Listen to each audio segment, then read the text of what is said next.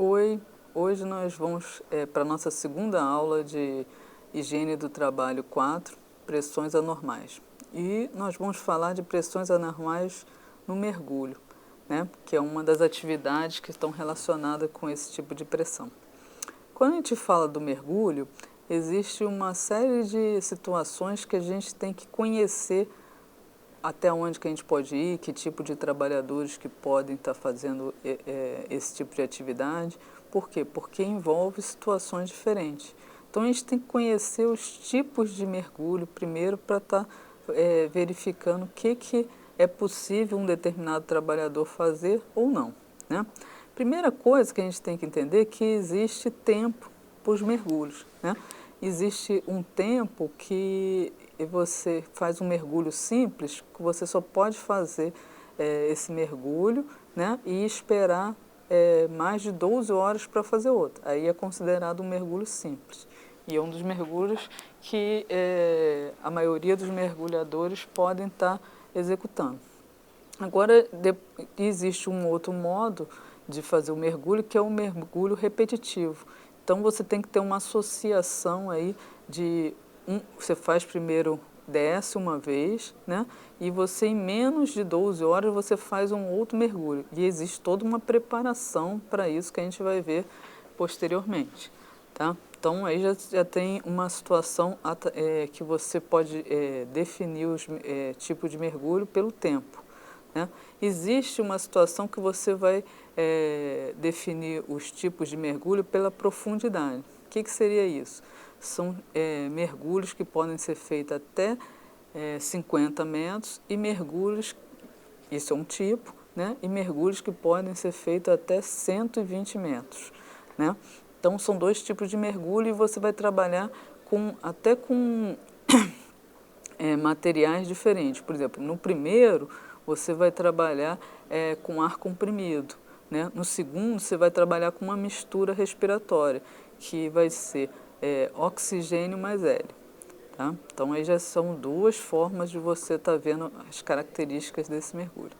E a terceira forma é pelo tipo de equipamento, né? Então, a gente vai distribuir esse mergulho em dois também.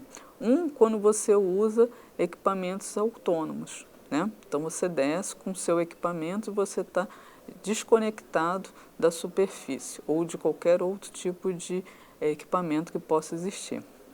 E existe um mergulho que é chamado mergulho dependente, né?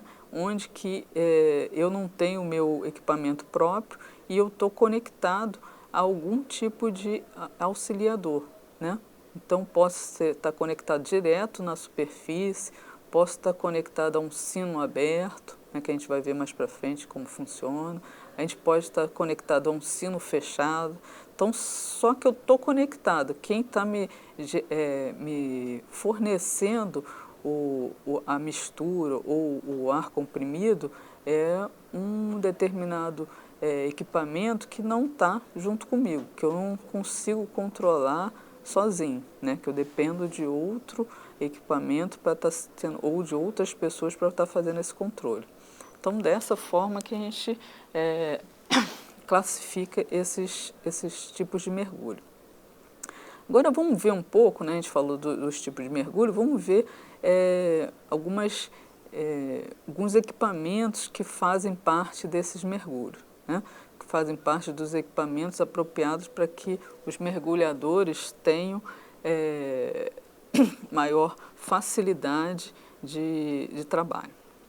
O primeiro deles, né, quando a gente falou do mergulho autônomo, é o aqualung, né? O aqualung nada mais é do que aquele cilindro que vai estar ali com ar comprimido ou com mistura respiratória para que a gente possa fazer o nosso mergulho, né? E ele vai ter um cilindro com uma pressão, né? Ele pode chegar a uma pressão de 150 a 200 atm, né? E você, a pessoa, né, o mergulhador, pode estar fazendo a utilização dele conforme a necessidade.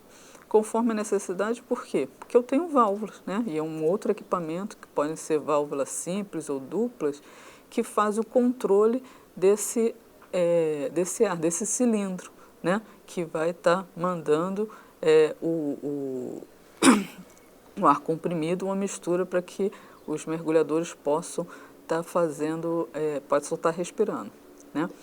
Outra situação que também eu vou ter são as máscaras, né? As máscaras visuais, né? Essas máscaras, elas são faciais, desculpa, né? E o que acontece? Essas máscaras, elas podem ser de vários modelos diferentes, várias cores diferentes, né? Quanto menor o volume que ela tenha, né, melhor, para ficar mais fácil da visualização do mergulhador. E ela tem característica, ela pode ser ovalada, ela pode ser nariz molhado de um visor só, um visor único, pode ser nariz molhado de 2 visores. Então, aí dependendo do mergulhador, a gente vai vendo, e do mergulho, a gente vai ter que verificar qual a melhor máscara, né? Tem uma ovalada, é mais para mergulhos que não são profissionais, mas a gente vai vendo a adaptação. E a principal característica que tem que se adequar mais ao mergulhador. Eu não posso ter aquela máscara sendo utilizada de forma que o mergulhador não esteja fazendo o uso adequado dela, né? Então, é muito de eu verificar como que está no próprio mergulhador para estar adaptando. Outra coisa que eu tenho também de equipamento é o snorkel, né, que é um tubo. Normalmente é utilizado quando eu tenho mergulhos rasos, né, mas eu também posso ter ele conectado também para outros tipos de mergulho. Então, mais um equipamento.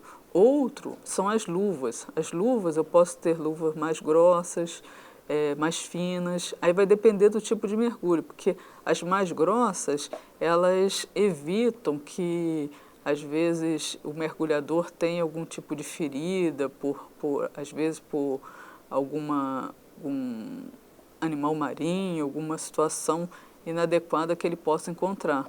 Mas as mais finas dão mais mobilidade. Então, vai depender também do mergulho, das características e etc., do que a pessoa vai estar fazendo para estar colocando a melhor luva naquele determinado profissional. Também tem uma faca. A faca é um equipamento que auxilia, né, que protege o mergulhador em caso de algum obstáculo, ele ter que ultrapassar algum obstáculo, até às vezes algum animal, e ela pode ser colocada tanto no cinto como na perna do mergulhador. Outra coisa que eu tenho também de auxílio é as nadadeiras, né? As nadadeiras, o que elas fazem? Elas que dão um impulso, né, para que o mergulhador esteja saindo do local o mais rápido possível, nadando mesmo, porque as luvas elas só vão dar às vezes um direcionamento no mergulho, mas quem vai impulsionar ele são as nadadeiras. Outro equipamento é o colete equilibrador. O colete equilibrador, ele pode ser desde um salva-vida, porque ele vai fazer com que aquele trabalhador possa flutuar, ou ele também pode equilibrar para que o trabalhador possa ficar numa determinada posição que ele deseja, né? Então, ele vai conseguir controlar o trabalho dele através desse colete. A mesma coisa acontece com o cinto, né? O cinto, ele também pode fazer essa mesma atuação do colete, né? Ele pode estar tendo variações de peso, pode ser meio quilo, 1 quilo, 2 quilos, e ele pode estar auxiliando também o trabalhador na parte de flutuação, tá? Outra coisa que a gente tem para a parte de mergulho é a bandeira, né? Toda vez que eu estiver fazendo um tipo de mergulho, ou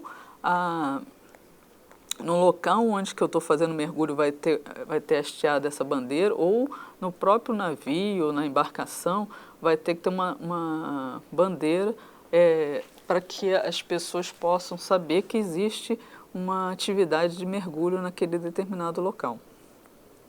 Também tem equipamentos que podem facilitar a vida desse trabalhador, que são os profundímetros, que medem qual a profundidade que a pessoa está. Eu tenho a bússola para direcionar essas pessoas dentro da água. Eu tenho relógio para marcar o tempo que elas estão lá naquele determinado local, né? Todos esses equipamentos vão fazer com que essa pessoa tenha um desempenho melhor. Posso também ter lanternas, né?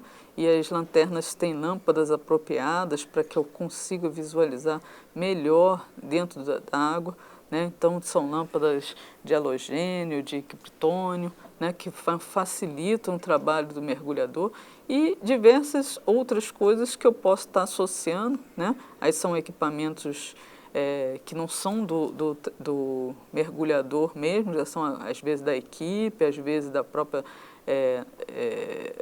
estrutura, né, que podem estar auxiliando ele no seu mergulho, né? Mas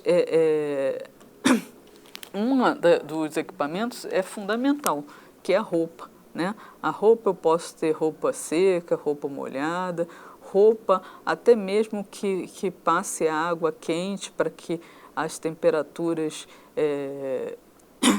baixas que ele vai enfrentar sejam minimizadas, né, para o mergulhador. Então, elas funcionam como proteção dele contra alguns tipos de animais, contra as temperaturas, contra a troca de temperatura, né, que pode acontecer debaixo d'água, né? Então, tudo isso vai influenciar para que eu tenha um trabalho mais adequado, né? Quanto mais eu estiver verificando os equipamentos, se eles, o resultado deles, se eles estão sendo utilizados da melhor forma, melhor vai ser aquele trabalho. Menos risco aqueles trabalhadores vão ter na execução das suas atividades, né? Então, a gente tem aí uma leitura para ser feita também, né? A gente tem uma leitura de todos os equipamentos, o que eles fazem, quais os materiais que eles são compostos. Tudo isso vai ajudar vocês depois na hora de estar auxiliando na escolha deles, o que será melhor para cada trabalhador, tá? Então, estudem, aprimorem seus estudos com essa leitura e a gente vai se encontrar na próxima aula, na aula 3, tá? Até logo.